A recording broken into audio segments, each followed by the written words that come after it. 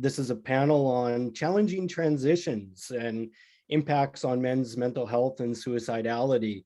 And it's hosted by the Reducing Male Suicide Research Excellence Cluster based at UBC.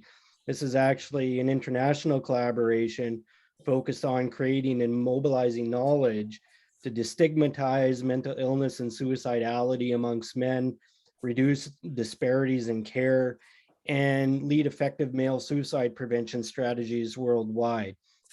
In today's panel focusing on transition, I think we'll all be able to see ourselves a little bit in the conversation that we'll have today, because life is full of transitions, and all of us are going through a very common transition right now, dealing with the pandemic, and it's fraught with a lot of obstacles in our way, and we are transitioning in each of our own ways in different regions and countries about what it means to get back to normal life or creating a new normal life for ourselves. Before we begin, I just want to remind people to please keep yourself on mute, and we'll allow the conversation between myself and the panelists to evolve. And then at the end, once I've posed a variety of questions to the panelists and we've had an opportunity to hear from them all, then we'll open it up to Q&A. And Gabrielle is going to help sort out the questions as they come in on chat. And I think with that basic housekeeping, we can get going.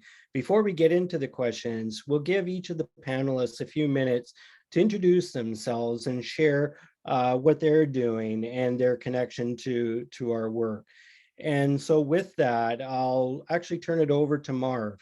This is Marv Westwood. So Marv, why don't you take a little time and tell us who you are? Yeah, okay, who am I? Marv Westwood is my name, and to situate me in context, work context, I think you probably need to know that my work with men has been primarily related to veterans, Canadian veterans, and to many years, but it also includes just other non-military male populations as well. And the reason that I work in that area with some of my colleagues is that we've learned that males do quite well in groups. That's a bias that we have, and because they can actually have space, they don't have to be focused in one-on-one and so on. So that's been very promising. So that's identifying me with group, I think with veterans primarily. And what I'm doing now, just to finish up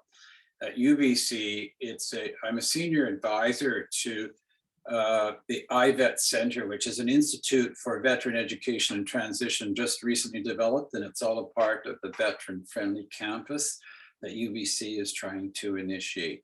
And so that's an introduction, and I work with John, our host today, and with John Olaf as well, and we've worked very closely and successfully in the past, and it's been a great number of years in doing this. So that's me.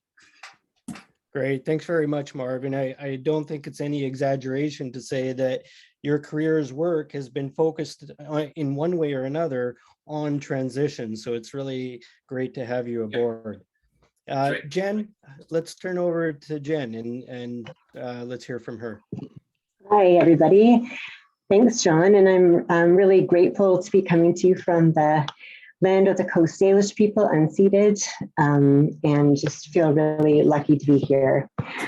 My experience with men's mental health and illness and challenges really dates back to my life in academia. So I was doing my master's degree and ready to launch a career looking at adolescent girls and their health. And in the first year of my PhD, 3 young men in my family's life died suddenly. So one by accidental death and the other 2 by suicide.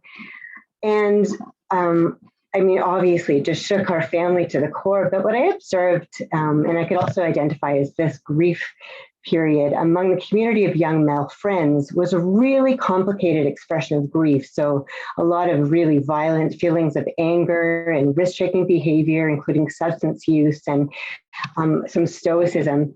And I watched the young women in their life really assuming caretaking roles instead of processing their own grief. And so I decided to switch gears. And in my work, I took a critical gender approach to looking at the interlinkages between men and women's health and grief and suicide and accidental death. And I did my PhD, and then my postdoc was lucky enough to work with John Olaf and John Grozicek with the Man Up Against Suicide. And both studies were really focused on hearing the experiences and how those experiences might be launched towards preventing suicide. And now I'm not doing research directly. I'm working for the Michael Smith Health Research BC, as the manager for knowledge translation. And the largest part of my work is working with researchers to find pathways to make an impact with their own research. And while I can say about my own experience of doing research in men's mental health and the way that it influences my work now, I will say that I just believe it's so vitally important that we never forget why we're doing this research. And as much as it's easy to get excited about the academics and a theoretical project, we don't lose sight of the participants who shared their stories. And the best we can do is move that research to impact. Absolutely, I couldn't agree more, Jen. And you've done some really powerful work on the topic of suicide amongst men. We shared a trip to a small town where I was from. Talk about transition from a little country bumpkin to somebody doing work at one of the world's greatest institutions. So, that was a special moment for me, being a part of your work. Finally, we've got Simon Rice, last but not least. Hi, John, and great to be on the panel with Jen and Marv as well. So I'm joining today from the lands of the Wurundjeri people, also known as Melbourne, Australia. I pay my respects to elders past and present. So I lead the Gender and Social Psychiatry Lab at Origin. We're a youth mental health organisation. And so I've got a growing, highly productive team of postdocs, PhD candidates and research assistants who are doing some really great work in the space of young men's mental health, and also cutting across athlete mental health and suicide prevention and innovative digital therapies as well. And I've got a clinical background. I'm a clinical psychologist. I also work in our mood disorders clinic at Origin, and primarily in a supervisory and model development role there, supporting young people following fairly serious suicide ideation and suicide attempt. And broadly speaking, the work that our group does, especially in elite athletes, has some interesting points of cutting across the men's mental health sphere, because often I think elite athletes have, regardless of their gender, hold attitudes that often align with some masculine norms around stoicism and mental toughness and perception of invulnerability, which can be problematic at times. Often that serves elite athletes incredibly well and propels them forward, but can be difficult in times of transition or times of injury when things aren't necessarily going well for them.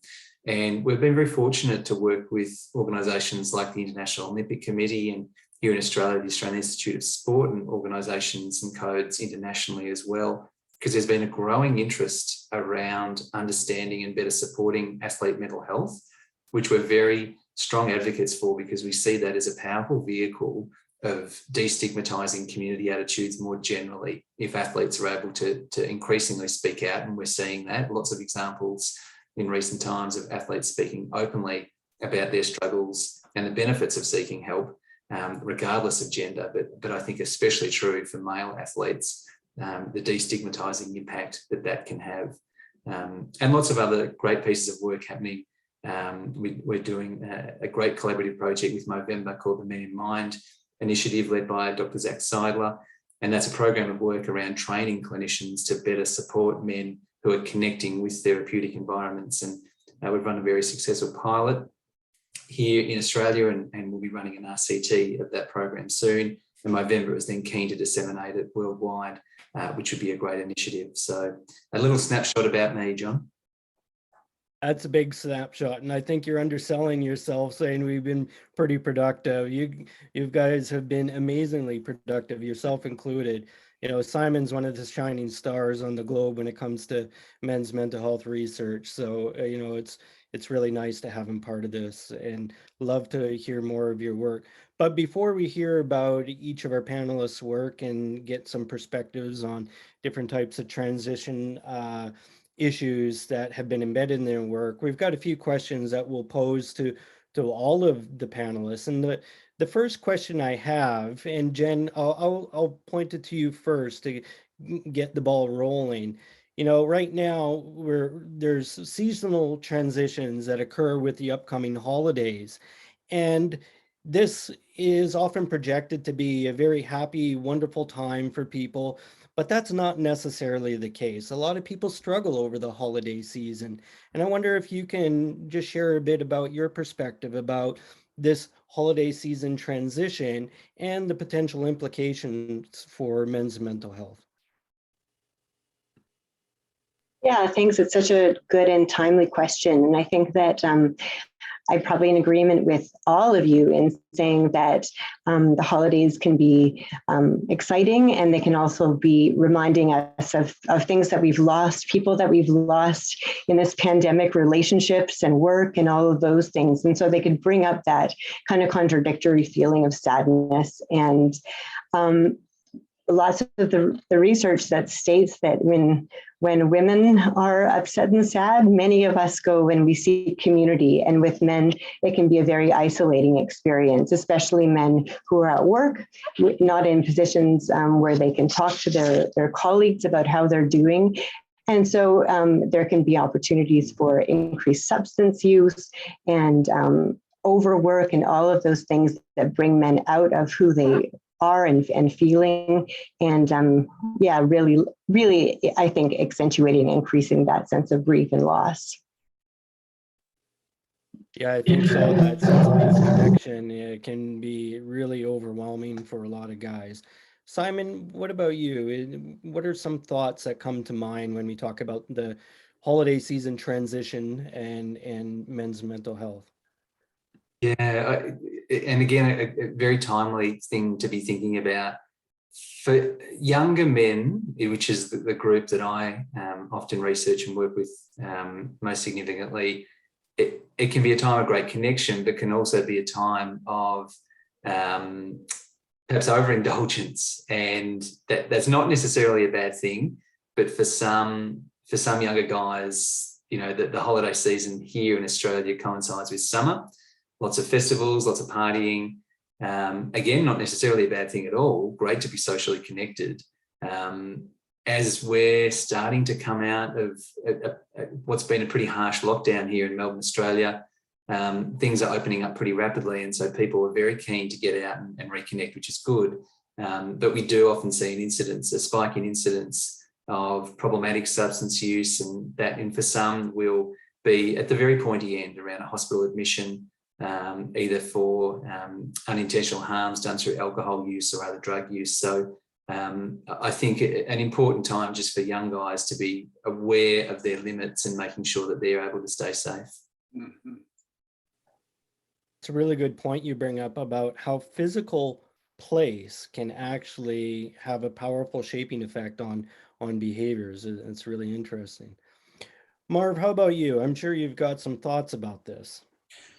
Yeah, and these 2 years, particularly, what I think about is the impact, the effect of chronic stress as a result of COVID, of isolating, and the frustrations. And as Jen mentioned, that we all know traditionally socialized males go inward. They tend to isolate when anxious or stressed, and they already have enough of that imposed upon them. So what we have done has been offering both one in person and a couple online, is how to get men to cope with assessing what they have in common in groups around how they cope with the stressors of COVID. But the only way we can get their attention with traditionally socialized males, and I'm just very used to it, and it's a culture, is we show them videos and clips about the biomedical aspects of heightened levels of cortisol. and how it erodes their sense of competency. So we enter not in a psychological frame, we enter in a physical science thing, and then they kind of sit up, and then they start, then we say self-identify where you are on this scale and adjustment. And they often confront what is being said by both the other panelists. They are not used to reaching out and connecting with other people and other men. And when they put them in a group and we ask them to speak, they start saying, yeah, me too, I have that too, I have that too. And then you get a normalization about how we're all kind of going crazy under acute chronic stress, but together, describing it and knowing what the implications are, they start to pull together and how can they help one another. So I'm quite surprised at the degree that they like to, well, and I'll say this, I think this is not a surprise to anybody. Traditionally socialized males, they always think they don't need help, but they're there to help others. And so what we do in a group is say, well, how can you help Tom? Tom says he's struggling, like he's using too much alcohol. And can we help him? Yeah, I can help him. And then eventually it increases that way. So we do respect the culture of masculinity and not judge it, just say, okay, they want to help others, put them in a group.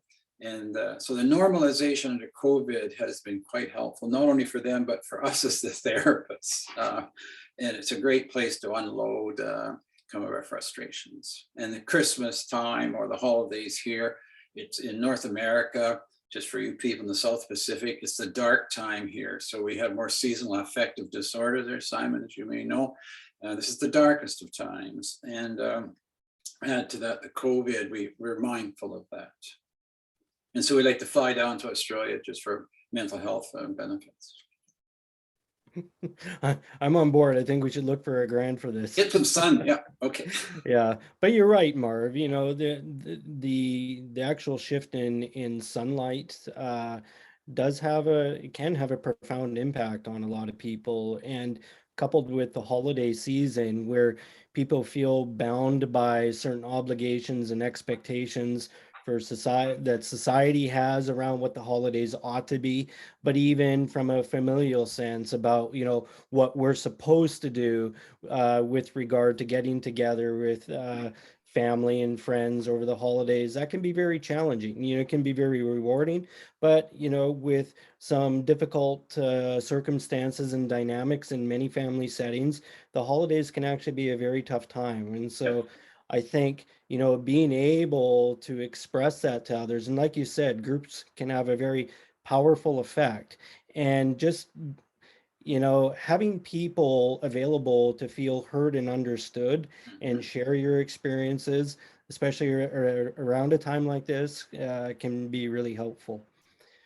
So why don't we switch gears? We talked about, or Marv, you just finished talking about COVID. So maybe we'll start with you with this one. We're slowly, depending on where people actually are, we're emerging in one way or another from COVID lockdown, Simon, perhaps most recently. And this is a transition that's new to all of us. We haven't been through, a global pandemic before. And what's your advice to guys who might be anxious and uncertain about how their life is going to be during this transition period and post-COVID, whatever that means and whatever that looks like? There's two activities in group that I think are helpful thinking about as we go forward and come out in transition. And one of them is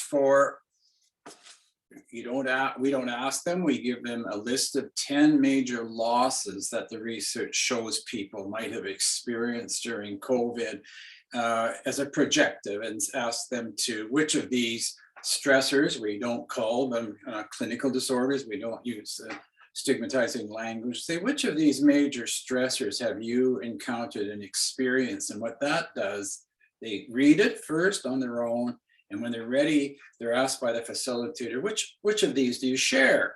And so it makes it easier for them to say, yeah, I am feeling, sleep disruption. And I do feel the sense of depression because I haven't got to go skiing and I don't see my friends anymore. And I'm having, suicidal ideational thoughts sometimes about the future. I've lost my job and I'm feeling hopeless. But of course, what that does, that brings new information into the group, which then leads to normalization. Because when they say, yeah, me too, I have the same thing. And so there's a great relief starts, I think. So that's the first thing.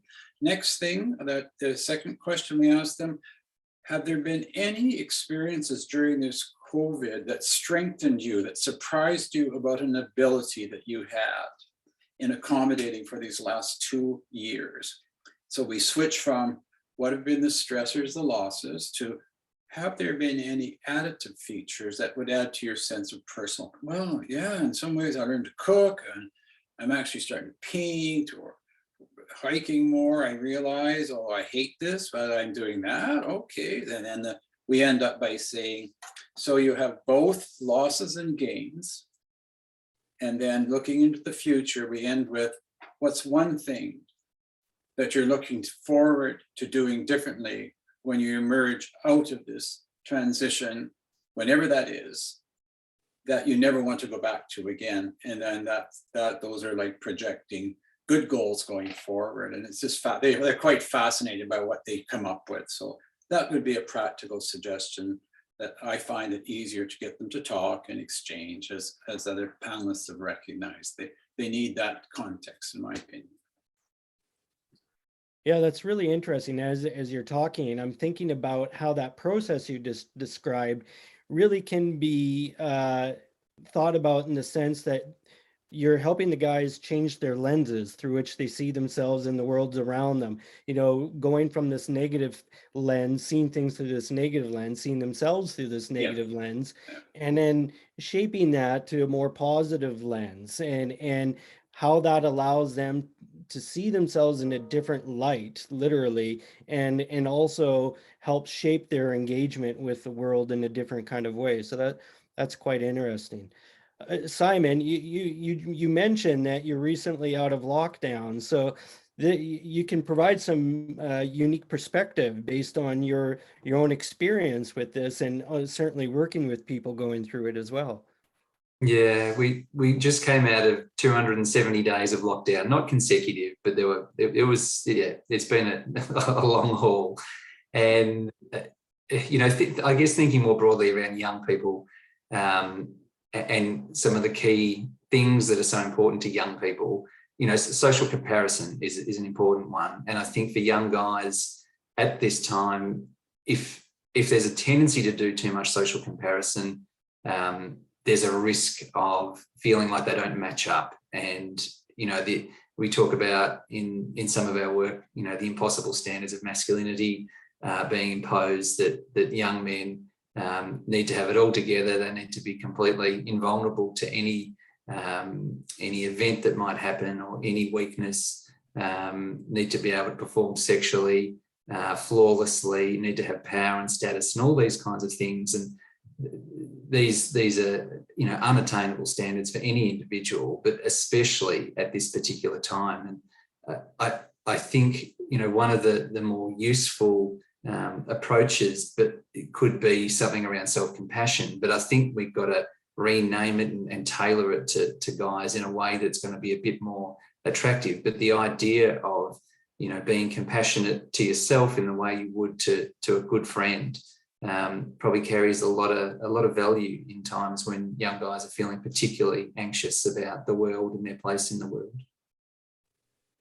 Yeah, that resonates a lot with me. I've got a lot of young guys on my caseload that, their experiences are very much what you're describing. In fact, I do try to talk about compassion, and it clicks with some of them, but for others, it doesn't quite click. They don't quite get it. And we talk about patience with oneself and patience with others. And then it's like, I can work with that. I understand that. So yeah, it is about giving yourself some leeway, especially in that early stage of adulthood. It's a very transformative stage, and all of us, they need to have a lot of patience with ourselves in order to figure out who the hell we are and what is the kind of life we want. We have to be open to experience it first and foremost, to be able to learn about ourselves, to then figure out what we actually want for ourselves. So yeah, that's really great. And Jen, how about you? What are some thoughts you have about this COVID transition and the implications for guys' mental health? You know, I don't think I have anything to add. I feel like I just got therapy from Marv and some really great clinical insights from Simon and you, John. So I'll step out of this one. That's fine. Well, perhaps we can look at a different question. You can lead us on that one. One of the questions here is that, you know, we each experience many different transitions throughout the life course. And when you reflect on these different transitions, which seem to stand out in your mind as perhaps the most profound with regard to the impact on a man's sense of self and his mental health? You know, this is so personal for me because I'm in that sandwich generation where my dad is in his late 70s and is facing several illnesses and has gone from being somebody who's just helping everybody at all times and very just in charge and had a big job before he retired and is now facing his own mortality and really like facing the fact that if he can't be who he was in the world, who will he be in the world? So that just is profoundly, I'm aware of that profoundly as I go through that time. And I have a child who is newly entering high school. And though it's a daughter, I see like all the young men around her, just like making that transition into all those expectations that the culture has, like to have a girlfriend, to be a certain way in their groups, which wasn't so prominent in elementary school. They're expected to be young men almost, and having those feelings of not feeling very old, but expected to set up. So I think those two ones are just standing out for me right now. You're absolutely right. Both of those are tremendously difficult for you know, men of older age and younger age to navigate. It can be really tough. Marv, I wonder if you have some thoughts about that. Yes, I do. I think Jen and I should run a group together with a group of males, because what she's reinforcing, and I have respect for it, I don't agree with it always, but a lot of these young males and middle-aged males, their primacy of agency, they should be agentic. They should, as Simon says, they're supposed to know, they're supposed to be capable, must never, ever, ever allow in that I might have missing something. And if I do miss something, or I'm not as competent, or I'm not as successful getting a partner, or I'm not able to getting promoted at work, that they experience that in under the term abject masculinity. Those are weaknesses. And I find with a lot of men, if they're not, their agency gets threatened in transition. I'm no longer the head of the team. I'm no longer this, I'm no longer that. They begin to self-criticize and fall into risk of depression, anxiety, and ultimately suicidal ideation. So agency versus relationality, you know, in the gender world. So what I've tried to do in groups, they actually have to teach some skills, how to be more relational. Like they're just, like, it's not fair to say, just self-disclose. It's not fair that you respect their culture, because you have to have instrumental skills of talking to each other. And let's see who can listen the best or who can hear the most often. Oh, and then they say, well, I can try that. I can try. So what we do, we lean very heavily on respecting that culture of masculinity. And then they start becoming more relational and discover that they have emotional needs, but they move at their pace. So I just reminded, relational versus agentic. And I do think many males are threatened by that. So just to finish, in my age cohort, I've run a couple of retirement groups, and for these high functioning men, they're a terrible risk, because all of a sudden next day they don't have structure, they don't have meaning, they don't have positionality, and they go into a self-critical stance because they have not learned to rely on others, as traditionally women are socialized and valued for doing that. So it's more like, how do we combine these competencies? So I just find it really refreshing to be talking to people that speak my language. here Yeah. on the panel. Yeah, that's great, Marv. You know, and it brings up what you just finished talking about, how identity shapes not just how we see ourselves, but really how we engage with those around us. And when some factor like work is no longer part of who we are, yet our identity has been wrapped up into it, how does that affect not only, you know, how we see ourselves now and in the future, but it's going to have some significant implications for our interactions with others. So yeah, absolutely fundamental. And Simon, how about you? I just think it's fantastic how Marv uses that kind of masculine norm of competition to promote empathy and essentially care. It's so clever. That's cool. The only thing I wanted to add, John, was, and it aligns, I think, with exactly what Marv was talking about.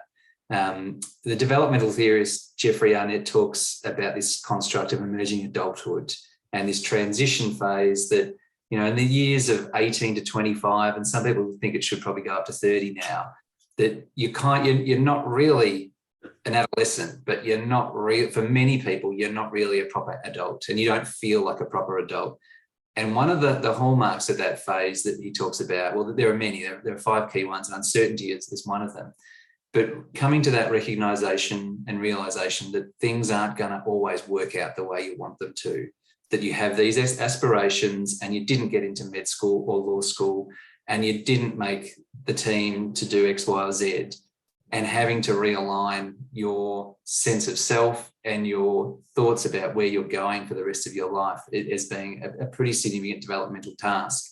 Not everyone has to overcome that, because some people do have a pretty incredible trajectory, but most people, there is some interruption there, and that can be difficult. And I think that can be particularly difficult for some males, young guys, when they don't have a good support network where they can communicate some of that stuff and seek support for it. That's fantastic. It makes me think of the construct of resiliency when you're talking about this, which, you know, in clinical work will always come up in one way or another. But absolutely crucial for the issues you're talking about is how to develop that sense of resiliency to navigate and negotiate these significant interruptions in life trajectories that one had aspired for. And so, yeah, that's crucial. What I'd like to do now is maybe shift to the questions so we can hear more about our panelists' work. They're each involved in a lot of really great work, and I think all of us would benefit from hearing a bit more about that.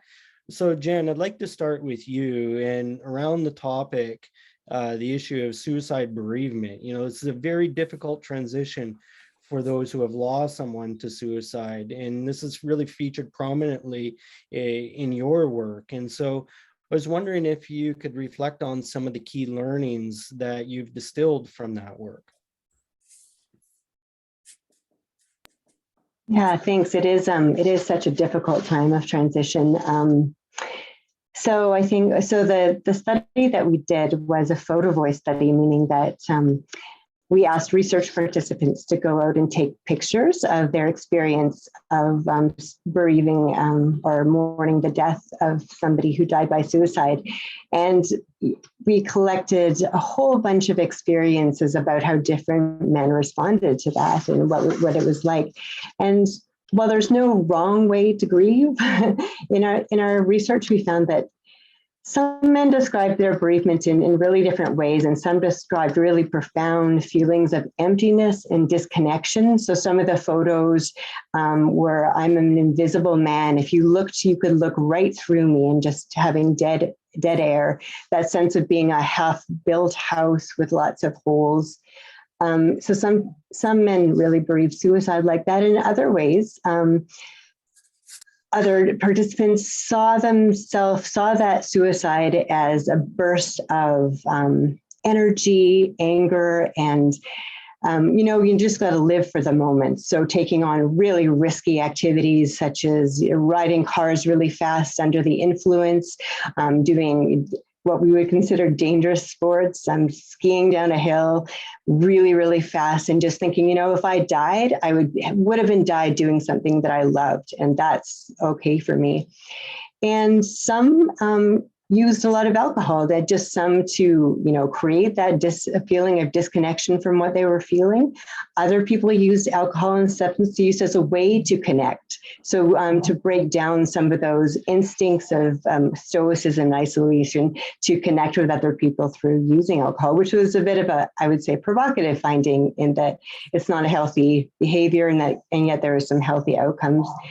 And then the final one of the final findings was that some men thought of the suicide as a moment to transition from something about who they were that didn't make sense for them anymore, because they knew they had to go out and live good parts of the life that friend missed out on, or that brother missed out on. So, living life in memoriam. So that was some of the range of bereavement findings. Yeah, it's really fascinating how it spans this range from despair almost to the point where you sort of discount the value of your own life, say by engaging in these risky behaviors, because you just don't care anymore. To the other end, this ironic inspiration, in a way, this has really prompted me to really value life and try to make the most of it. That's really phenomenal.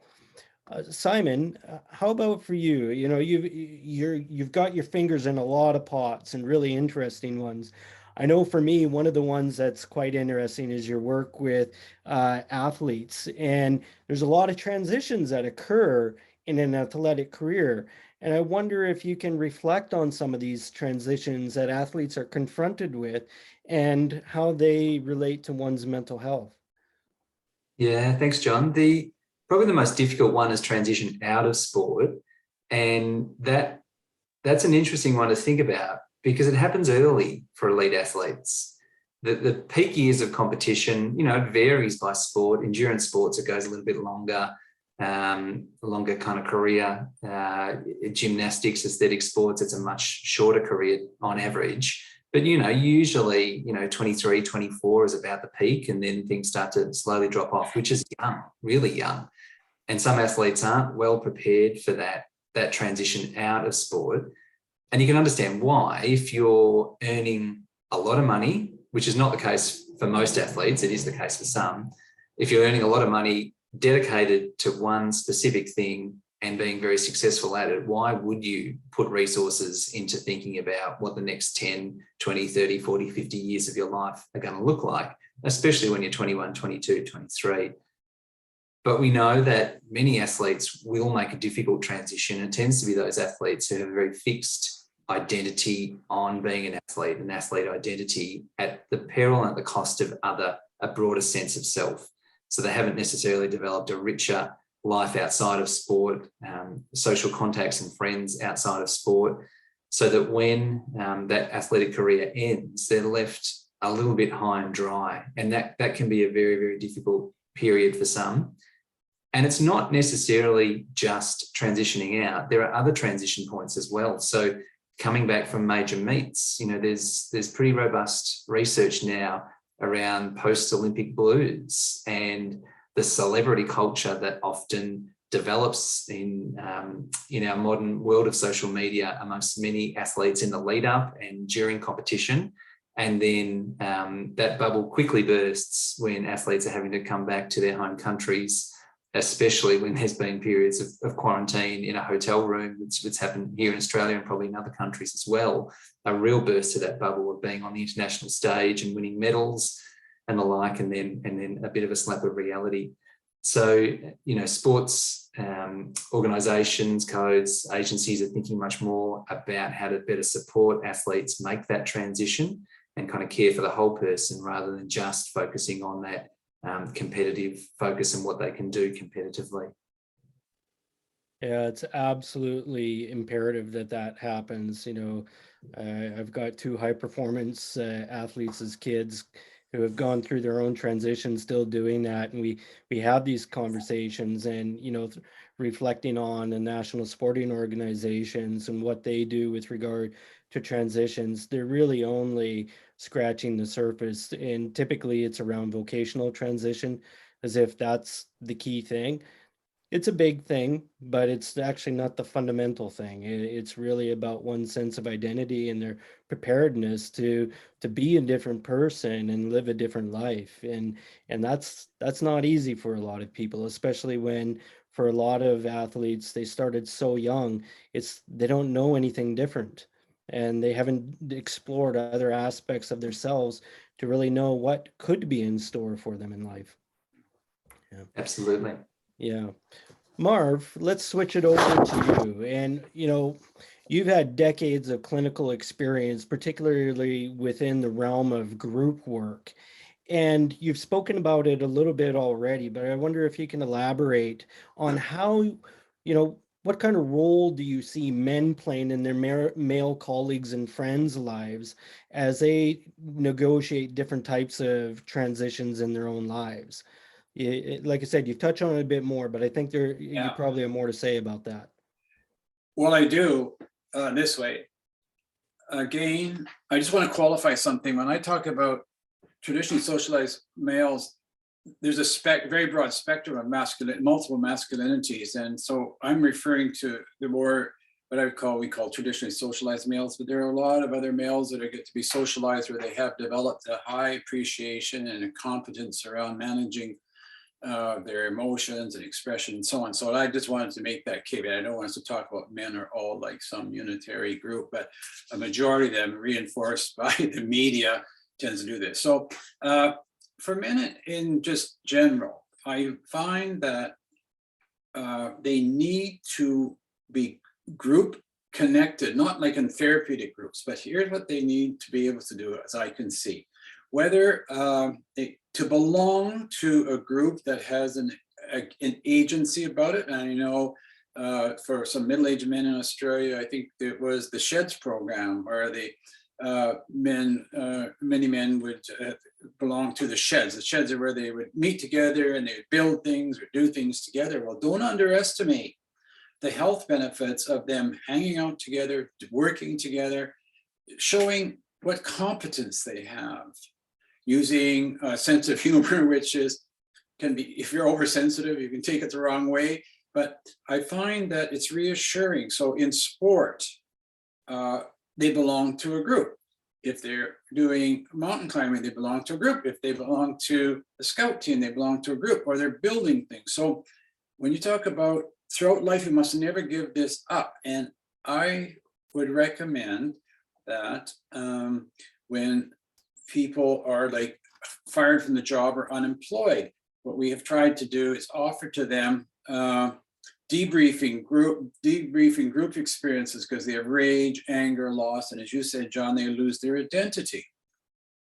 But if they're in a group together, they get to grieve and mourn what was lost. They don't, we just say, it's like a part of an automobile and something broke down and you lost it, but that can be repaired. So we use language like psychological repair of trauma injuries, and we don't even use anymore the term mental health, John. We talk about psychological health, because where I grew up, and you know this, in the country, in school when we were young, if kids were strange or being outed as being different, they would be called mental as a noun. Like, it's a very stigmatized word. So we're even now shifting to behavioral. Some of the American colleagues, they talk about behavioral health, psychological health. And with these groups, we talk about in transition, okay, what did you lose? What was so precious about your job that you had, that even though you're upset that you got let go in COVID, and tell the group what's the one thing that you felt really competent about. So it's acknowledging, yeah, my feelings are normal. Like, don't ask me to deny these feelings, because I was attached to that. I was good at being a manager. I really liked the workers. I helped them out. And then to be told, you're no longer here anymore. So we validate the loss, the fact that's a major loss. Yes, okay. So that then allows some kind of emotional, we in the groups, we don't even talk about crying or anything that's stigmatized, talk about release. What do you need to release here? You're carrying a lot, and they use different language. With the veterans, they call it, I just got to drop this baggage. That's as close as they can get to psych language. And in fact, there's a less polite term that they use for dropping the baggage, but I'll spare you. But I think that getting them to acknowledge that those feelings are so valid, because that was, you thought you were such a good performing person. The same as when a friend suicides, a best friend suicides, or mates or bud suicides.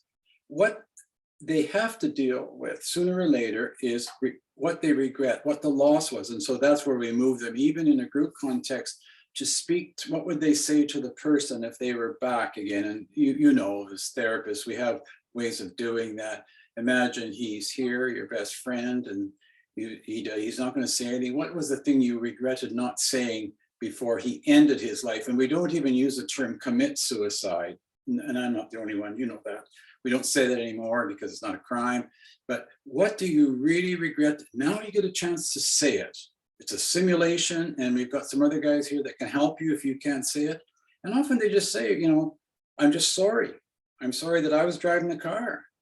Or I'm really angry at you because you're my best friend and you just went away and did this and didn't, and now I feel guilty and shame. So we kind of go that way, John. We go from acknowledging the loss and then move into pro-social. What would you say if he was here? And then what are you going to commit to? What are you going to do to remember him forever and what he gave you? So it's an up and out thing at the end, but it does take some time. Yeah, that's fantastic, Marv. I'm actually going to follow up with another question for you, just picking up on some of the stuff that you talked about. You know, you're working with guys in groups, identities, transitions, loss of identity and sense of belonging.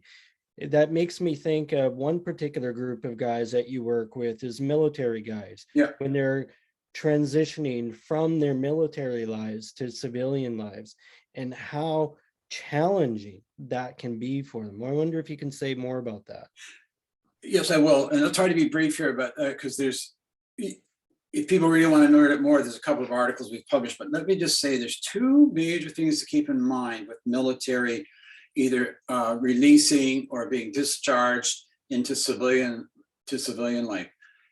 They will care. There's two focal points. One is they're going to begin entering into what's called reverse culture shock. They came out of a civilian life, they go overseas in deployments or whatever, or they serve for 3 to 5 years, and they get conditioned into this military culture where it's very different, everything is this way, and then within 24 hours, they're released. And that's, if you study reverse culture shock, people don't expect, they expect normal cultural shock when you enter a culture, but when coming home back to a familiar, you're never the same anymore, and they're not prepared for the huge stressor on them. So we say the Veterans Transition Program enables you to successfully, in a structured way, slowly start to transition between cultures, and it can take a number of weeks, and you want to respect that. Like, because you've been doing that for 5 years, and there's different rules when you come into civilian life, different ways of communicating. And if you don't learn those new ways to enter civilian life, they can confront and get depressed, and then get angry and act out or medicate. And we all know that. So that's the first thing in a transition program. Then secondarily with that, of course, if they're veterans, we say, what were the war-related, once they go through that talking the first part and learning, what are the war-related traumas that you are carrying with you that you've got to shake, and that they would say release that and drop the baggage. And then we do a more therapeutic processing of that, because you know the effects of trauma. If the trauma isn't processed in war zones in a proper way, it will haunt them. And it's classic, you know, the PTSD, the untreated, and then they're really at risk. So there's two, that's why we call it transition. We don't call it the psychological adjustment program. It's transition, but it includes back to civilian life and transitioning out of and away from a trauma, war-related trauma injury, both primary and secondary. They may need to tell, through story or enactment, they need to say, just let go of what they witnessed or some things what they lost. And so that's why we call it a transition program. And by the way, transition is, since most males that I'm talking about are avoidant for help seeking, because it represents there's a weakness, but they will enter a transition program rather than if I called it here's your top group psychotherapy program.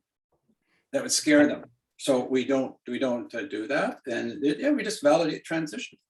Yeah, that's absolutely critical work that you're doing, and you're right.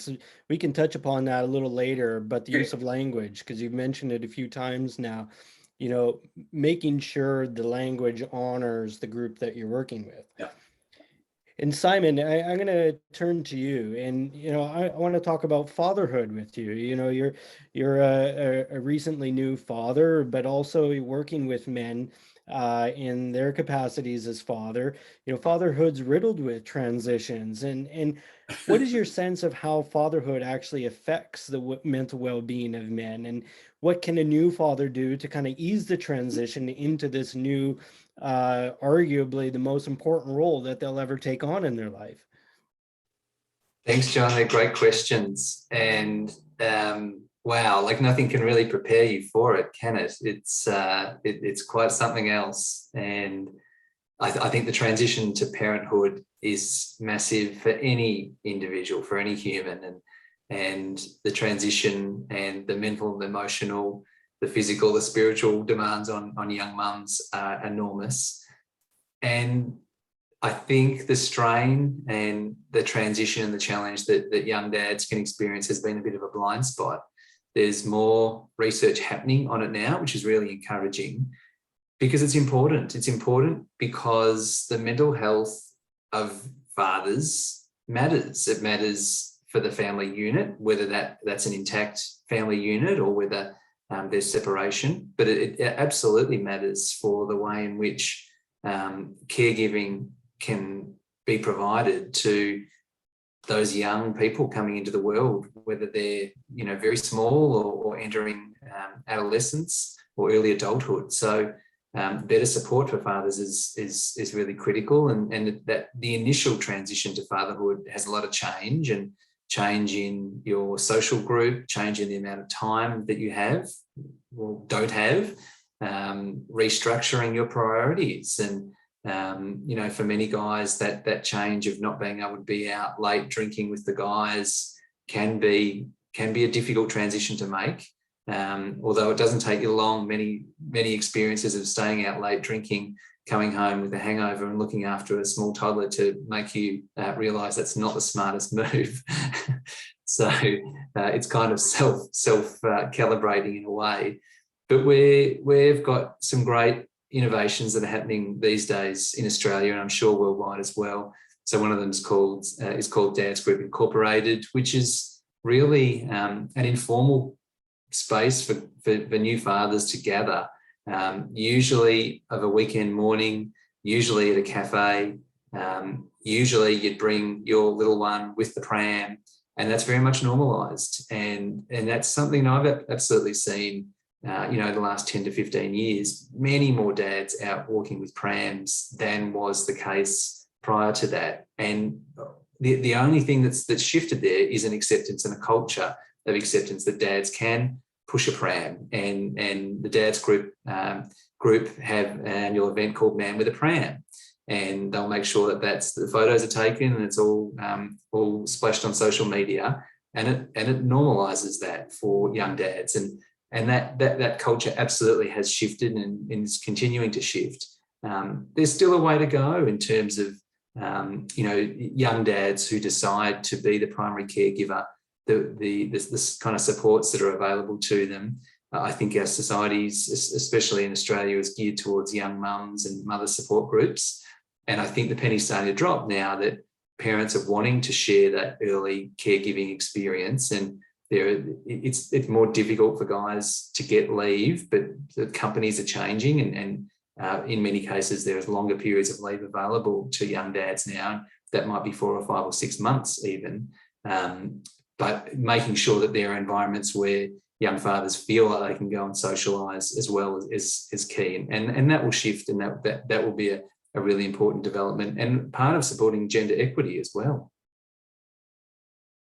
Yeah, absolutely. You know, it's so important, this kind of work. You know, I think of a lot of the guys that are parents that I see, and we talk about their motives for coming to therapy and what they want to derive and from the experience. And more guys are saying, you know, I'm here, I want to get better, I want to be a better person for my child. And that's, you know, I never used to hear that before, but now a lot of guys are saying that, and you know that it's really touching and it's motivating for me, and it really gives me a renewed sense of optimism. And it's like, yeah, guys are allowing themselves to be in tune to how important it is to them personally to be a good dad, and so that's really wonderful. Yeah, absolutely, John. And for anyone who's interested in a great resource, Movember has a program called Family Man, beautifully made. It's animated, it's funny, it's bite-sized pieces, it's made by experts. It's really engaging for young dads in particular. And it's got a choose your own adventure kind of interactive style. Yeah, fantastic resource. And a really good way for young dads to kind of upskill if they need to.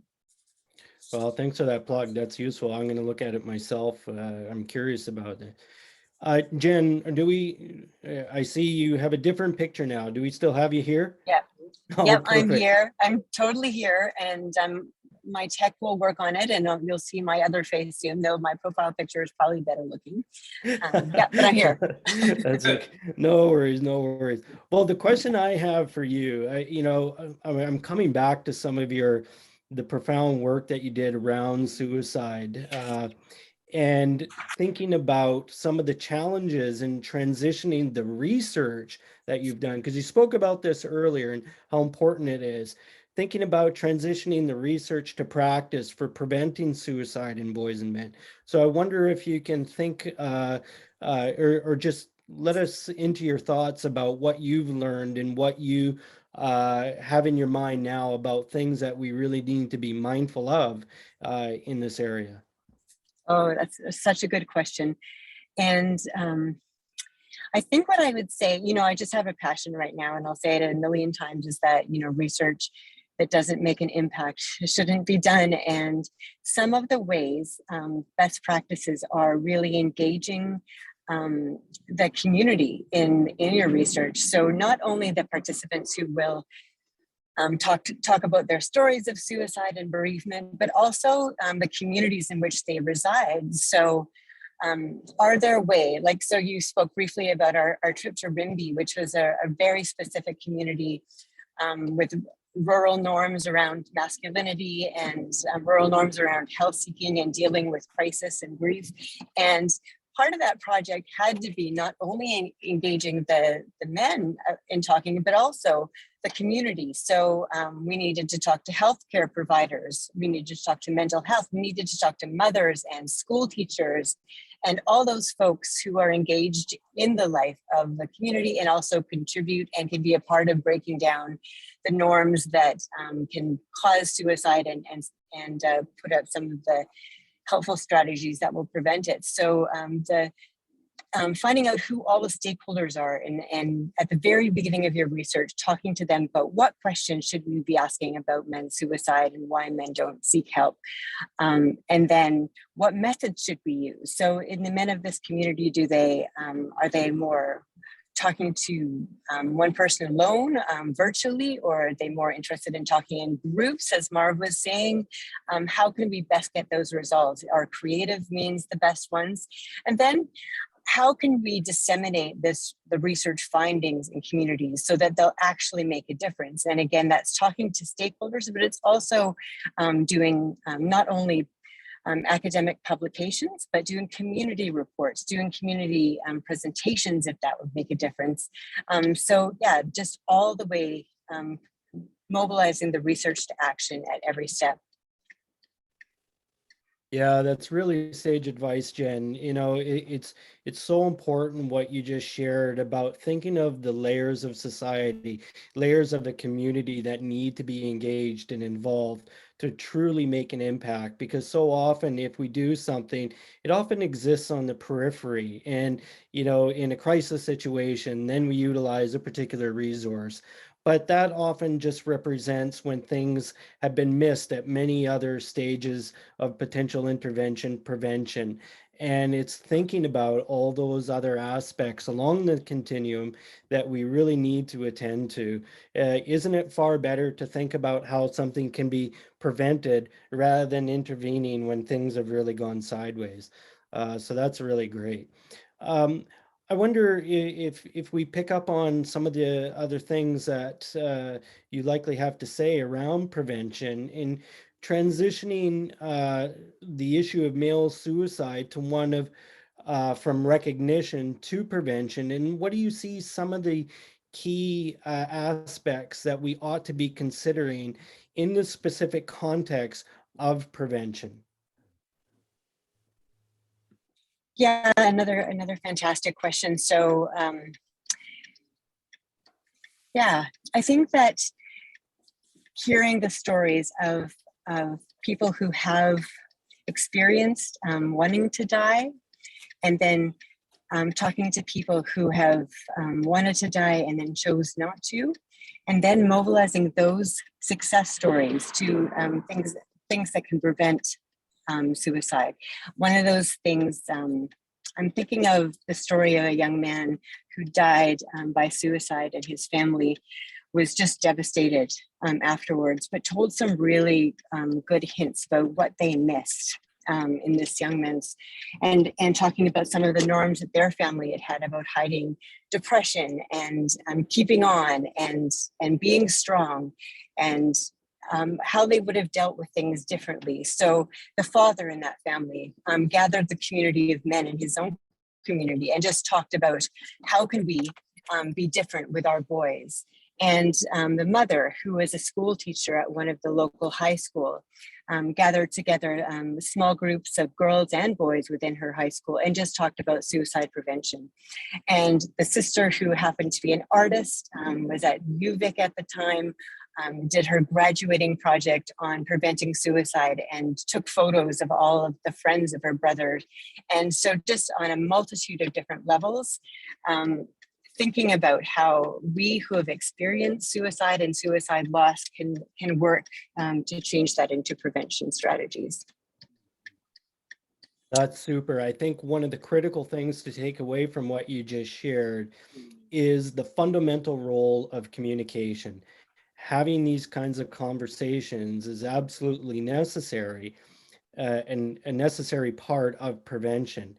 We need to be able to have a dialogue where it's not a hushed topic or issue that's done behind closed doors necessarily, where it can be out in the open, so that if a guy is struggling, for example, and he's at a place where it's like, well, maybe it's just better that I'm not here, he can actually say that and share that experience. It doesn't necessarily mean he's going to act, and we shouldn't treat it that way, as that utterance, if you will, is a crisis. It should be normalized, and it's like, that's okay to think like that, because this is a really tough thing. But, you know, we're here for you, because you were talking about bringing a sense of community together, how the parents and the sibling sort of gathered with their own communities, if you will, their own groups, to share their experiences and how that can inform others as well. So that's really good. Marv, if I transition to you, Simon talked a little bit about fatherhood, and I wonder if you want to pick up on that topic, because I know you have some things to share about that. Yeah, I do. Okay, so the reason I think the fatherhood area is so very, very important is this, that most of us had fathers who may have pre-existing traumas, and the grandfathers may have had pre-existing traumas as well. And the whole notion of intergenerational trauma, particularly for males around relational development, is pretty sobering. So what we do is try not to beat ourselves up when we start talking about being fathers. Say, what did you inherit from your father or your grandfather of how to be a dad? And there's some good stories too. Like we say, who are some of the men in your family, great grandparents, that was a kind man, a good man? And which kind of men were tough and hard? Well, if they had a father that was just focusing on competence, as Simon was saying, and not relational, I'm very alerted that's probably going to be transferred to them as fathers. Because when they get reactive and you've been traumatized, I call it relational traumatization. You tend to replicate what you experience. So we do a bit of education and just say it's okay if you're a new dad and you make mistakes. It didn't start with you. It's a heritage, and men have a lot of catching up to do that relates to the tribalism of the generations that have gone before us, because of this whole thing about us being avoidant. And so it kind of opens it up and say, so what are some good dads that you've known? And then position yourself there against that. So how do you think you might be? Well, I could be this. And so I think that's very key. But I also want to say that I want to just add to the suicide thing. I've learned, working particularly with traditionally socialized males, be alert for depression.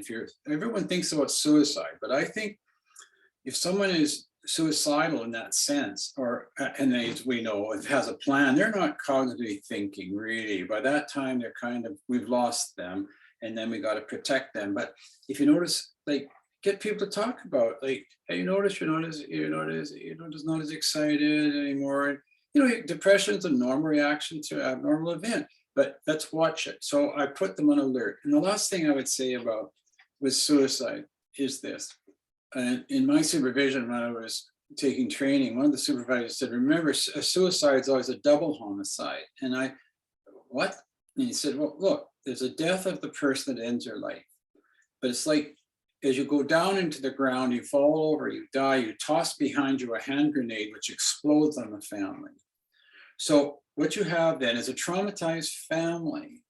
And I'm so struck by when they have the family come together after to express all the emotions they have, not just the grieving, but the rage, the anger, the regrets, because we have to care for them. So when you talk about a father, and sometimes I think the suicide rate, I think it's so much higher among men than it is among women, because that's how they cope, is it damages the families. And so we have to be rehabilitative to support the families, to say all your reactions, they're normal. And so I wanted to add that because I think the people left behind, they're stuck carrying that regret to the rest of their life. What I didn't do, and the shaming, there's all sorts of complications, but I like it when families come together, mediated with a facilitator, and they get to each have a voice. And then what would they say again? What would we say? What would you like to wish you to have said to the person that died? So that's come through the years working with the populations that we have. And we use more of an action-based model because just talking isn't too comfortable. So we would bring them in and say, can someone stand in like your dad? He's sitting over there in a chair and you're here. Do you want to know what you want to say, or do you want your buddy to say it for you and you can help them? And together they say what should be said. And I think for males, that's so helpful for them to validate, not only say it, and what are you experiencing? And they help each other do that because they want to help. So we just say, can you help him? Yeah, I can stand and I can be the dad. Oh yeah, I can be your double. Just tell me what to do and you watch. So yeah, I just really think for us, it's a priority. Out of the 1,700 veterans that went through the Veterans Transition Program, we don't know if we ever lost a person to suicide. And normally some of our approaches, we do lose them more. And that can happen, of course. But I think it's because we pay attention to them looking out for each other. Yeah, thanks for sharing that, Marv. One of the things that stands out amongst many with regard to what you were just describing is helping people tolerate and navigate ambivalent feelings toward a person that they've lost through suicide. And by by ambivalence, I don't mean indifference. And by ambivalence, I mean these sometimes diametrically opposed feelings like love and rage. And what the hell do I do with this?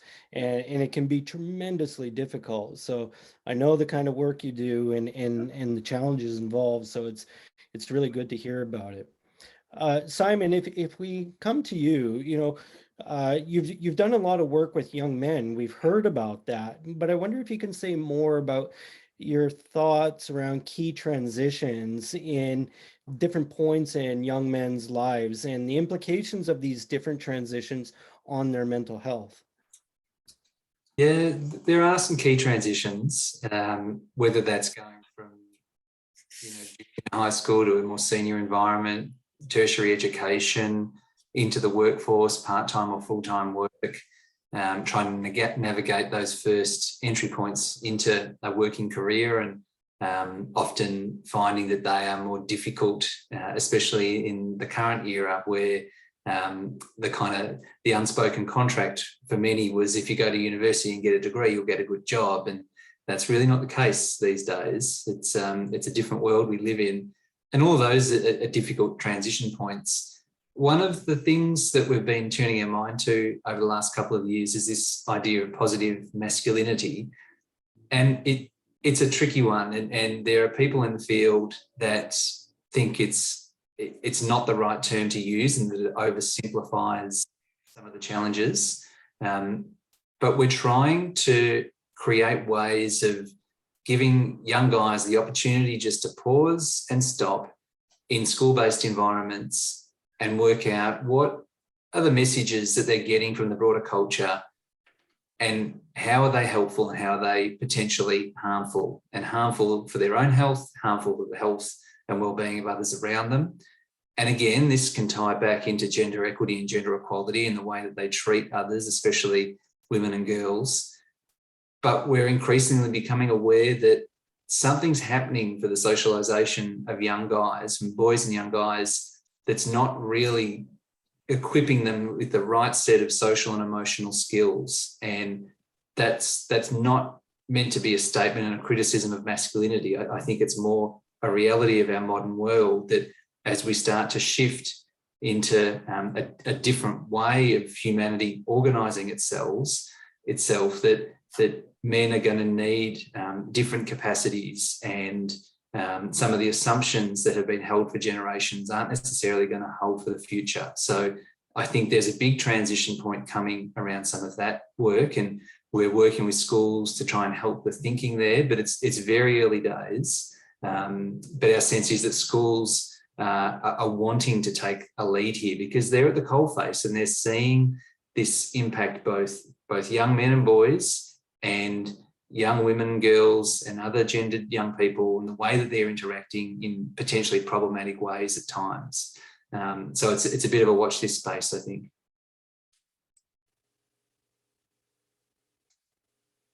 Yeah, it's really interesting to hear about the schools, and related to that, it wasn't long ago, maybe just a few months.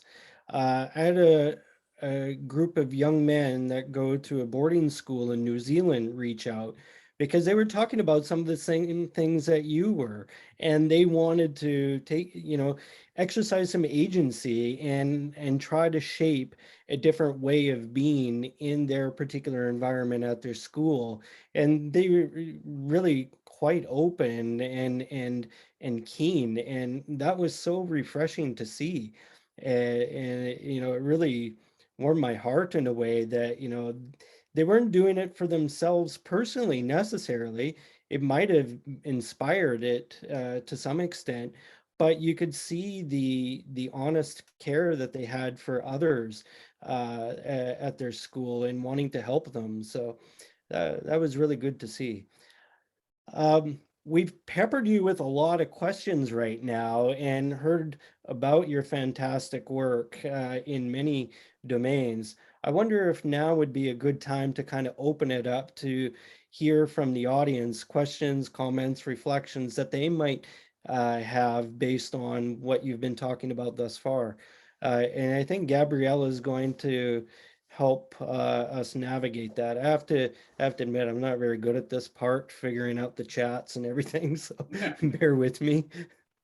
Yeah, so if anybody does have any questions, feel free to raise your hand using the reactions button at the bottom of your screen, and then we can go ahead and prompt you to unmute yourself and you can ask a question, or you can pop it into the chat box below and we'll read it aloud for you.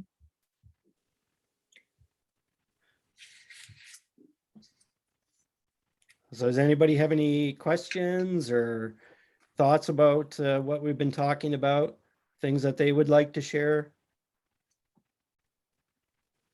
There was a question that came in earlier, and it's directed to Marv, a question around the peer-to-peer model within the Veterans Transition Network.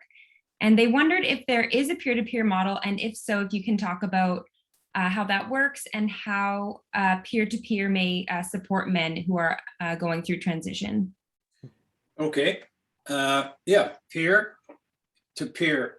I would say that the greatest variance of change in our groups, which they are therapeutic in the end, probably isn't the skill of the therapist, the co-leading therapist or the paraprofessionals. It's the men helping the men with, we provide the structure and we set it up, but they're the ones that do the work. So the advantage of having peers, at least with people with veterans who, some of them are quite injured with a trauma injury, and they would say, I'm not going to that hospital, I'm not going to that group because they put me in a trauma group and they were survivors of sexual assault or automobile injuries, and I would never speak because the trauma we have, I didn't feel I had a place. So now we always say these groups are composed of all the people in your group will be people who've been where you've been.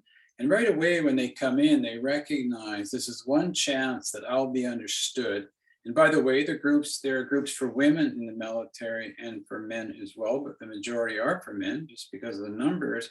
But the paraprofessional that helps the two therapists, they are former graduates of the program. They call them graduates. They had a successful experience and they got skills training, and they bridge between us and the members of the group. But peers allows for normalization. So that's what we want to do, because people present, they have such shame, such pain about what they did or what they saw. And then as soon as they hear others saying, yeah, I'm with you, I know what that's like. And right away, they'll say, I know you do. And then that sort of helps them become more self-disclosing. So they are certainly peer-based groups with leadership. But I will add, just so we always know, there's screening that must go on first for everybody entering a group. If there are people with serious issues, why? Because they might not be group ready. They might have to do work with a therapist one-on-one. Because if someone goes into a group and the trauma injury is quite acute, they can't really focus on other people. So we do screen them, but most, it's very, very few that we wouldn't accept. Yeah, thanks for that, Marv. I see a few questions are starting to pop up, so I'll just take them in order. There's a very interesting one here. It says, what are your thoughts on the life transition that occurs when men shift from a place of being regularly suicidal for an extended period of time to a place of being more mentally well, not suicidal? How do we support the new requirements for an identity to include long-term concepts where until recently, they may have not considered any sort of future? I think that's a great question, right?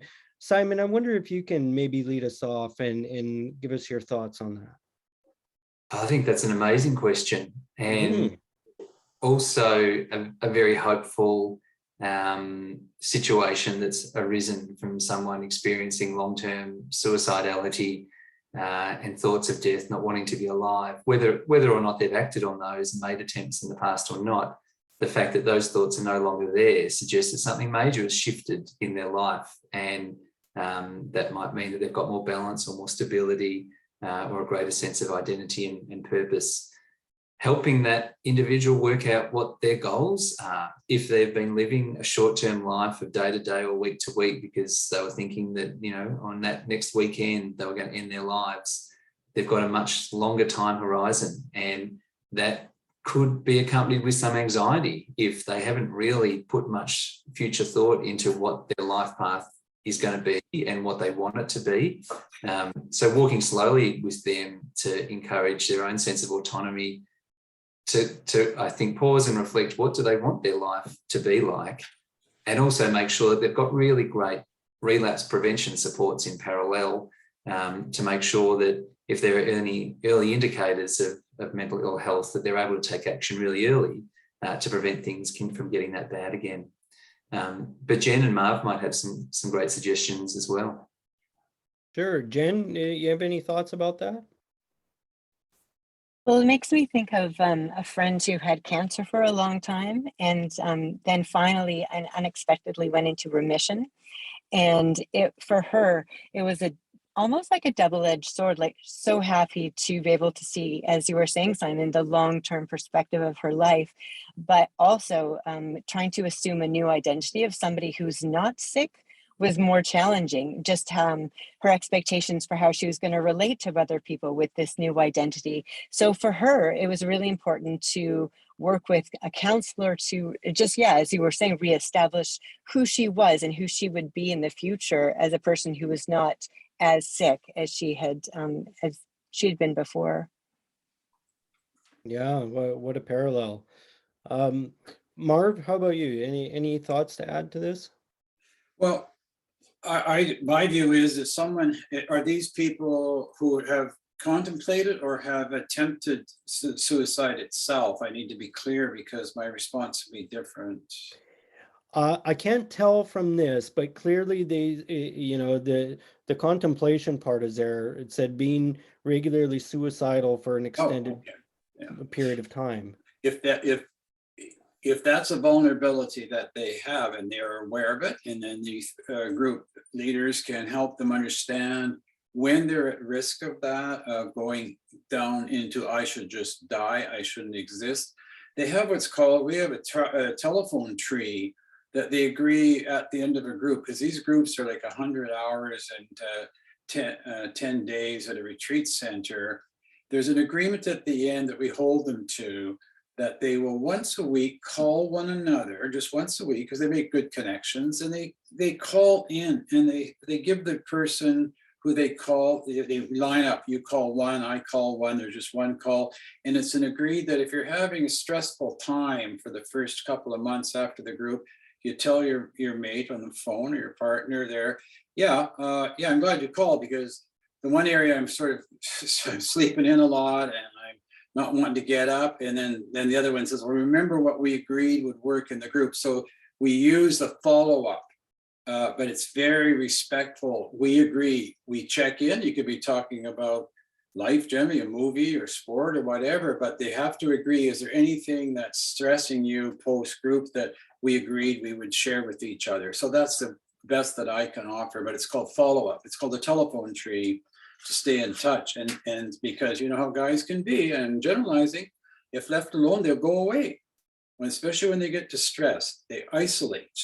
But if they notice a call and they call each other on it, they say you can run, but you can't hide. It's me, I can tell in your voice. Remember, we learned in that communication that, so you can tell me, and they say, yeah, I guess I should tell you, my wife and I are like, we're going through a divorce, and I didn't want to talk about it, so, well, I got time, we agreed how to do that, and so they talk it out. So it's called the after group follow-up for people at we've just put them all on it. We don't identify who's at risk. We just say, well, for a few months after, we're going to do the telephone tree, and they look forward to it. They agree what time of the week the call can come, who's going to call, and that's what we do. Great, thanks for sharing that, Marv. The next question that we have, it says, question to everyone. Have you seen any research into how younger men use co-op or multiplayer games to occupy themselves while they talk about what's bothering them? Yeah, that's a real interesting question. Jen, I wonder if you want to start with that. Do you have any thoughts about that? You know, I haven't seen any research directly around online games. Definitely the success of using social media as a community tool, but not. And I'm curious to know if either Mike or Simon or Marv or Simon has heard anything about that. Yeah, so I can comment quickly. Sorry, Marv. Go ahead. There's an initiative in Australia running in Victoria and some other states now called Man Cave. Man Cave is a group that go into schools, primarily secondary schools, working with young guys in that kind of, 14, 15, 16 age group. And they're one of the programs that is really trying to give guys an opportunity just to pause and think about what are the cultural expectations around masculinity that might be helpful or harmful for them. They use a near peer kind of semi-mentor model. So younger guys who, might be 19 or 20 or 21, very charismatic, very cool, going in and running kind of workshop-based programs. And Man Cave have an offshoot called Man Cave TV, where it's basically a bunch of their facilitators gaming, and guys can come in and game with them, and they'll talk as they're gaming. And the chat will go from kind of, surface level banter through to more meaningful things about mental health and well-being and difficult experiences, kind of capitalising on that idea that guys feel a lot more comfortable, and many guys feel more comfortable to talk shoulder to shoulder in the way that men's sheds have been so effective. I don't know of any research on it, but there are definitely cool things happening with that kind of program. Yeah, that's really great to hear about.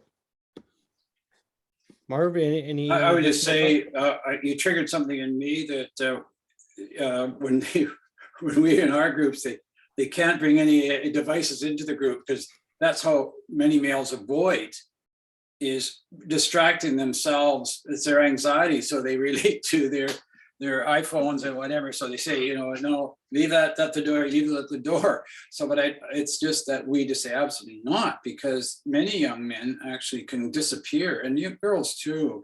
They get into an altered reality world in game playing and stories and so on the medias. And so we just say we're on the first part of the first couple of days, you're going to be in withdrawal. They say, what kind of withdrawal? You're all here in withdrawal from social media devices, okay? And so it's going to be uncomfortable, but it'll be over by the noon tomorrow. Just leave it in the room. And because it's a void, to me, and that's actually a concern I have in the modern world. I think it creates avoidant, what we call avoidant relational style. And males in particular, historically, can get distracted away from the interpersonal domain with another human.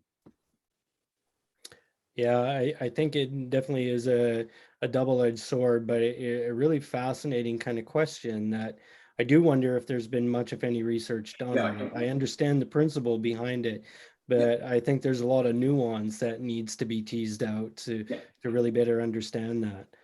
I've got the next question here. It said, I work as a clinical counselor at a men's therapy center. I have many men who are unvaccinated and have lost friends over suicide or by suicide over COVID. As things open up, funerals are happening, but they are not allowed to attend due to not being vaccinated. Currently stuck in their grieving process. Do you have thoughts on how one would or could grieve with the current restrictions that are in place? That's a really interesting question. Marv, why don't you want to tackle that one? Yeah, I will, for this reason. I belong to what's called a men's breakfast group. It was a way to survive in COVID. And what happened is they always had small breakouts of 3, like for half the session, it'd be a presentation, but then they break out into breakout groups of 3 and 4. And one of the topics frequently was we would talk about our losses. And because over the weeks, people felt more at home just expressing their loss in a small group of 3 or 2.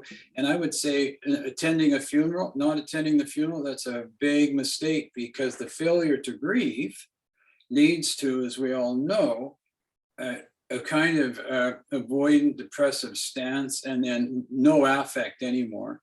And so I would suggest that they actually could have not the funeral online, but they could come together. If you're all the people attending the funeral, we're going to have a session. We're going to remember Susan or Tom or whatever, but you're going to have time just in maybe a small breakout rooms or 2 or 3 to remember what it was that was important. What would you say to them? I think that could help somewhat deal with what I think could be a horrific situation of not being able to fully grieve in a healthy way. So, but as I said, I've only had that one experience, and I would consider using that in place because COVID, they can't go to a funeral. So, Right. Jen or Simon, do you have any thoughts about this particular topic, question?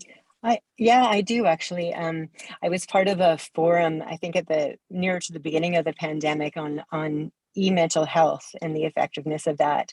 And there actually has been some evidence that suggests that having online funerals are just as good as having in-person funerals, because people have the chance, as you were saying, to discuss things in smaller groups.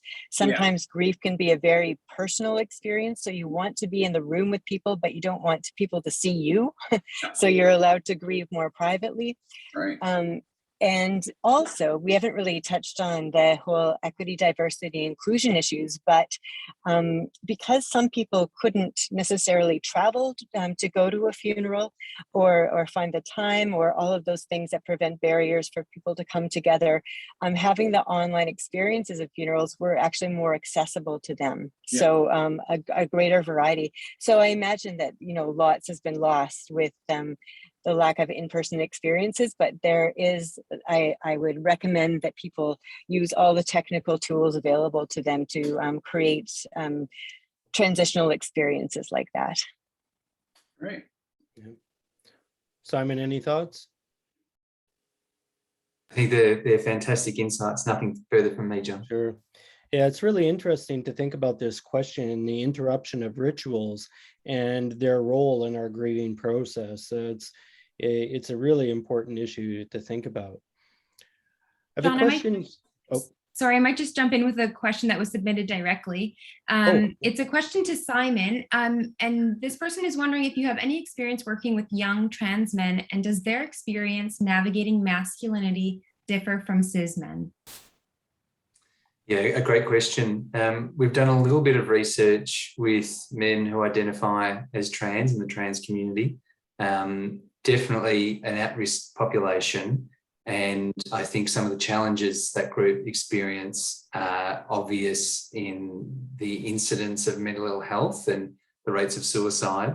When we think about cultural norms, they're often a group that struggle to experience the proper level of connectedness and social acceptance, and that can transcend into family rejection as well. I think there's a lot of diversity within that community, and we heard earlier that it's not necessarily useful to think of men as a homogenous group. Understanding nuance within that population is really important.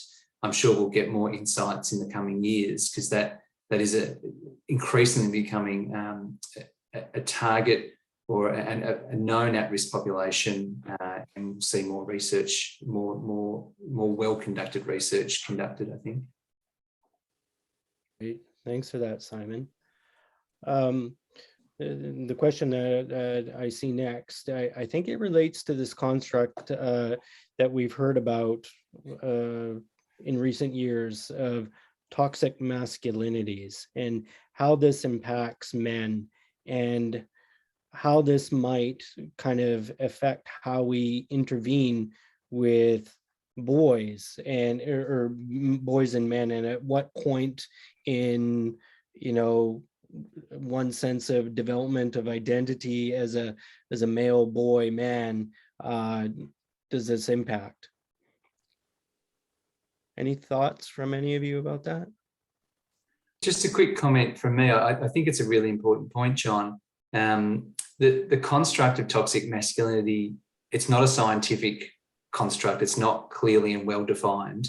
People understand it, I think, from popular media to mean, characteristics and traits associated with dominance, entitlement, disrespect, power over others. And there are plenty of strong examples of those characteristics from many of our political, national and international leaders over the years. It's a difficult one because many men find it a bit of a red flag or rally against the concept and think that it reflects on their own sense of manhood and that there's something intrinsically toxic about men. That said, there are clearly men in our community who engage in deeply problematic behaviours. So I think it's a complicated one. I think if we're trying to engage men who are using high-risk behaviours or at risk of dominating or using their power over others in unhelpful ways, that particular term probably isn't the best way to engage them in thinking about or changing some of their behaviours in ways that might be more healthy for them and others. So I guess in summary, important to think about, and it's complicated. That's an elegant response, Simon. Jen or Marv, any thoughts or reflections on that? I would follow what Simon said and only say that the media tends to still reinforce images of toxic masculinity and hypes it up. But a lot of young men and men any age, they're very shamed by the public image of these kind of men who act out. But the industry, the film industry, kind of trumps this up and makes it like appealing. But so many men are silenced when they see other males. They don't identify with that at all, but they're silenced. And then they feel shame as being a man, and that is tragic. And I'll give you an example. In our country, lately, some of the leadership in the Canadian military have been investigated for sexual misconduct. And I can't tell you how many of the young soldiers really want to talk about how demoralizing that is to them, to be proud of what they do, because those aren't the kind of men that they want to ever have, but they're silenced. So we have discussion groups. Actually, there's one discussion group that's on now where people can vent out how their leadership has betrayed their values, and at least they're giving voice to it, because otherwise they can become cynical and depressed in the military. And it's a very serious problem in Canada right now, but no one talks about how the very non-toxic soldiers, the men and the women there, who never share that, but the media gives these leaders, and they were all men. So we're dealing with that right now, and I think we might have something to produce as an antidote later on, but you've got to let them talk about that experience. Very important points to raise. Thanks, Marv. Jen, any further reflections on your part? Yeah, well, I have a message of hope.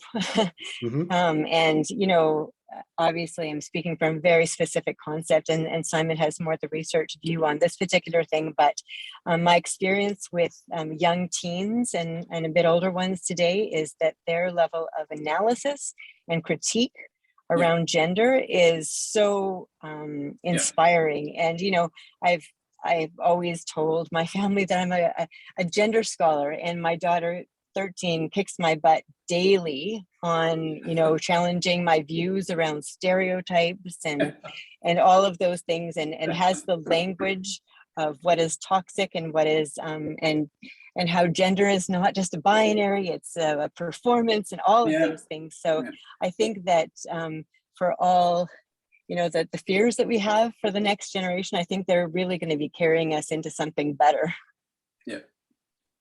Yeah, my kids are the same. They're teaching me every day, so I share that optimism. Next question here. Oh, here's a good one.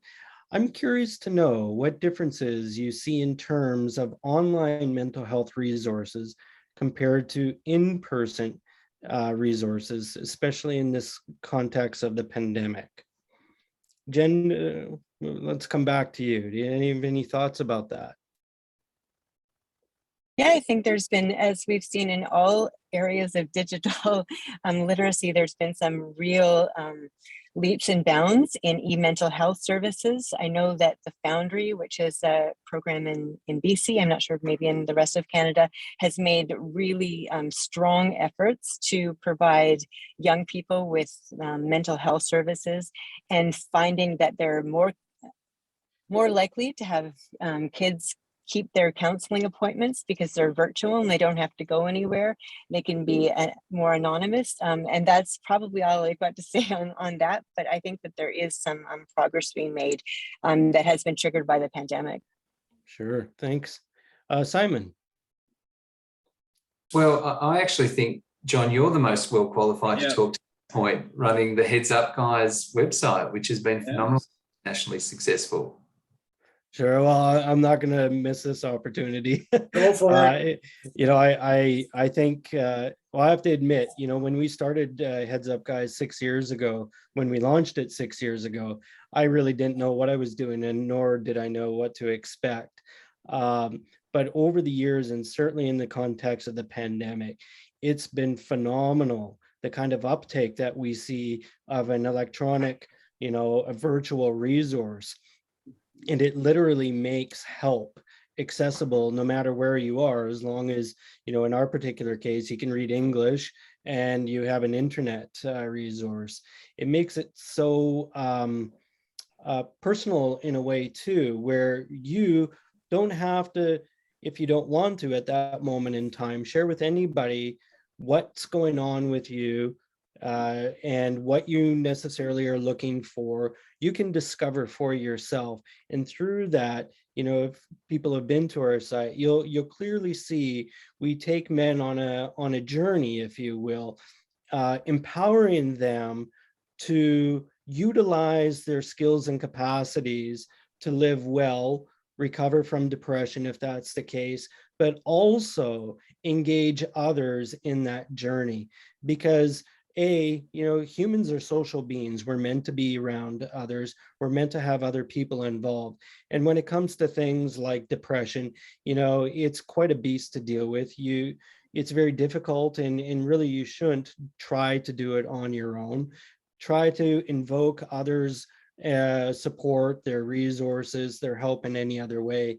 And I think that's what the kind of messaging that really resonates with a lot of guys. You know, we're getting more than 60,000 guys for a month from all over the world coming to the site, pointing to the immense need that is out there. And, you know, we're doing our part, but certainly we can't say we're doing it all. Far from it, in fact. But it shows us just a different way to connect with guys. And furthermore, Marv and I were talking about this while we were waiting for the event to start, is it's incredible to see how many guys are now starting to take up therapy because online resources like Zoom or whatever has made it accessible. Like personally, I have guys calling in for their sessions at work. And I know that if it was still in person and that's the only way to get therapy, they never would get therapy, period. It's very clear. So just having the convenience. Marv also talked about how guys, for some guys, they seem better able and more willing to share through a virtual environment than if they were in the same room with you. And so again, a different kind of accessibility. So I know that it was kind of a long-winded response, but I really think that the virtual aspects of delivering mental health resources offers a lot. It's not a replacement for in-person resources and therapy. It's not what I'm suggesting, but it's a very good complement. And all I would add to your saying, John, is that, well, two things. Social anxiety is much less between you and another person virtual. Whereas if you're in a group, a lot of humans pick up subliminally anxiety in the group, and that can be distracting, whereas they don't have that. Second, I think that I don't do the individual work, but some of the therapists I know, they begin online and now they transition in after these men feel comfortable talking about their life. Then they will say, now I would like to come and meet in person. So it's an entry, a very effective entry point, I would say. Yeah, I would agree. I would agree. Next question we have here, just thanks for your work and insights. We are seeing significant issues with transition amongst our first responder populations as well, both when a career comes to an end abruptly and pre or post retirement, that transition period. That's really interesting. Marv, I wonder, given the work that you've done, I wonder if you can share some of your thoughts around that. I would too. First off, first responders, fire, police, and military have one thing in common. There's something called high arousal when these people join up. It's very, firefighters, like there's a real hype, and the adrenaline's pumping most of the time when they get a call. And then, the endorphins come in and then you feel good. You feel good. You get very animated. They're fully alive with this adventure. All of a sudden, they're released for medical conditions or they retire. It's a huge confrontation because the stimulation, which I don't think it's particularly always healthy because of secondary trauma. So please understand that. In fact, I would encourage some of that's why we have the program at UBC to get, I'll just divert for a second. The reason we try to track veterans out of going into first responding when they come back from deployments is because they risk being more traumatized by fires and so on. So, but there's a hype. But as it ends suddenly without helping them transition out, they get into real trouble. And depression is one of the common ones, and medicating. So yeah, that's a very special population. Treat them with a lot of understanding that they need to be let down gently when they come back, and it may take several weeks because they got really so caught up in the high arousal factor, and that it doesn't exist in a lot of other careers. Right. Thanks, Marv. That's really great. Simon, any thoughts? It definitely really important populations for us to be providing well-tailored, sensitized intervention to. So just like Marv runs the Veteran Transition Program, there are specialist programs for people coming out of the emergency services. Yeah. The content might be very, very similar to people coming out of defence situations, the content of the program, but their experience is different. They're not in a war-torn context. They're not in another community or overseas. It's what they're seeing and dealing with as part of their job, which in many instances is just absolutely overwhelming and beyond what any human can cope with. So within that, definitely a population we need to be attentive to. Yeah. Jen, anything from your end? No, thanks both. Those are really insightful answers. Right. Here's an interesting question. Are there any books or authors you'd recommend to somebody unfamiliar with academia, but who still wants to learn about men's issues in a nuanced way? That's a great question. Simon or Jen, there's lots of them. I just have to say, and this book is a little old, and I think there's going to be a new edition, but CJ Pascoe wrote a book called Dude, You're a Fag, which is an ethnography of young men in high school, and just her ability to weave in just her day-to-day experiences and her analysis of the culture of high school and then how that relates to kind of the culture of our world. Just so accessible, and basically anything she's written in book form is just such a great entryway into a critical gender perspective. Wow, thanks. Marv or Simon, any authors or works come to mind? Simon, do you have?